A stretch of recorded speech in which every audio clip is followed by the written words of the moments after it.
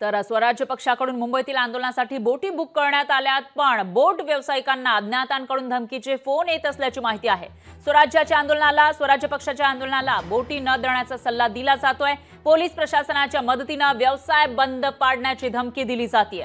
बोट व्यावसायिकांना स्वराज्य पक्षाच्या पदाधिकाऱ्याकडे तशी तक्रार केली आहे। काहीही झालं तरी आंदोलन करणारच अशी स्वराज्य पक्षाची भूमिका आहे। त्यामुळे पुढे नेमकं काय होणार ते बघावं लागेल। एकीकडे शेकडो कार्यकर्त्यांसह छत्रपती संभाजीराजे मुंबईच्या दिशेने रवाना झालेत पुण्यावरून, आणि ते बोटीच्या सहाय्याने अरबी समुद्रामध्ये जाऊन आंदोलन करणार आहेत। शिवस्मारकाचा शोध घेणार आहेत, कारण 8 वर्षांपूर्वी जलपूजन झालं होतं। मग 8 वर्षांमध्ये काम सुरू झालं का ते बघणार आहेत। पण त्याच वेळेला ज्या बोटी बुक केलेल्या आहेत त्या व्यावसायिकांना धमक्या येत असल्याची माहिती समोर येते। पोलीस प्रशासनाच्या मदतीने त्यांचा व्यवसाय बंद पाडण्याची धमकी दिली जाते। तशी तक्रार स्वतः एक बोट व्यावसायिकाने केली आहे स्वराज्य पक्षाच्या अधिकाऱ्याकडे। त्यामुळे आता तरी सुद्धा स्वराज्य पक्ष मात्र आंदोलनावर ठाम आहे। तर बोट त्यांना मिळणार का ते बघावं लागेल।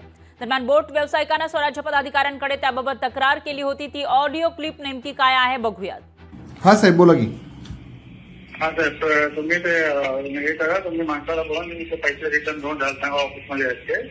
अहो पैशाचा विषय काय साहेब, तुम्हाला पोलीस डिपार्टमेंट सांगाल ना की बाबा हो यांचं नाही करा। आमचे पोलीस डिपार्टमेंट सांगितले, आमचे कोणी बोटवाले बोट यायला तयार नाही आहेत। ते चालू त्यांना सगळ्यांनी इथं हे दिलेलं आहे, बोट संस्थेला बोलून त्यांना सगळ्यांना हे केलेलं आहे, कोणी बोट इथे द्यायचं नाही, बोट चालवायची पण नाही। आपण इथं काय मोगलशाही माजलीत का? आज शिवाजी महाराजांच्या विषयासाठी आम्ही घेऊन चाललोय।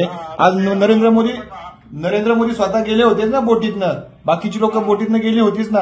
मग आम्ही एवढं काही चुकीचं करतोय? आम्ही जे करतोय आम्हाला असं मला पण हे नाही, मला तुम्ही ते त्याच्यामुळे मी तुम्हाला तुमच्या आपल्या मराठी माणसाने तुम्हाला मी हे केलं। बरोबर आणि आपण चुकीचं काही करतच नाही ना। तर याबाबत स्वराज्य पक्षाच्या पदाधिकाऱ्यांशी बातचीत केली आहे आपले प्रतिनिधी अमोल धर्माधिकारी यांनी, बघूयात। अरबी समुद्रातील शिवस्मारकाचं काय झालं याचा जाब विचारण्यासाठी खरं तर आज स्वराज्य पक्षाकडून आणि स्वतः छत्रपती संभाजीराजे यांच्या नेतृत्वाखाली मुंबईमध्ये मोर्चा आणि आंदोलन करण्यात येणार आहे। सगळे मावळे घेऊन स्वतः संभाजीराजे हे अरबी समुद्रात जाणार आहे।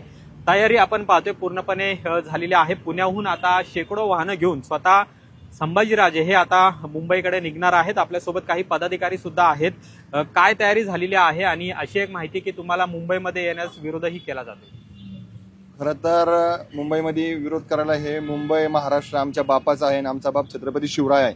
आणि शिवाजी महाराजांच्या नावानं जर हे भाजप शिवसेना सरकार राजकारण करत असेल तर त्यांना खाली खेचणं हे आमचं सर्वांचं काम आहे। महाराष्ट्रातल्या जनतेला यांनी भुलवलं होतं, महाराष्ट्रातल्या जनतेला आजचे दिन येणार, चलो मोदी के साथ शिवछत्रपतींचा आशीर्वाद हे म्हटले होते, परंतु शिवाजी महाराजांचा पुतळा स्मारक यांनी अरबी समुद्रात बांधलंच नाही। जशाच तसं उत्तर आमचे हजारो कार्यकर्ते या ठिकाणी या प्रशासनाला, आणि वेळ पडलीच सरकार आडवा आलं तर सरकारला तुडवायचं का आमचे पदाधिकारी कार्यकर्ते।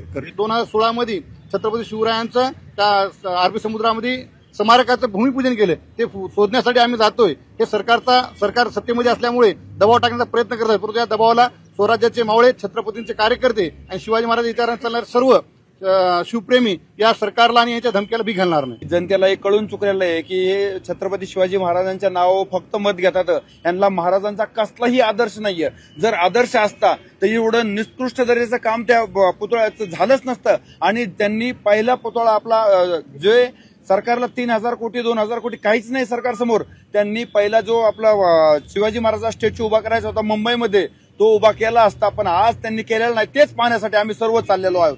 कॅमेरामन योगेश केळापुरीसह अमोल धर्माधिकारी, लोकशाही मराठी, पुणे। लोकशाही मराठी ऐका, पहा, जागरूक रहा।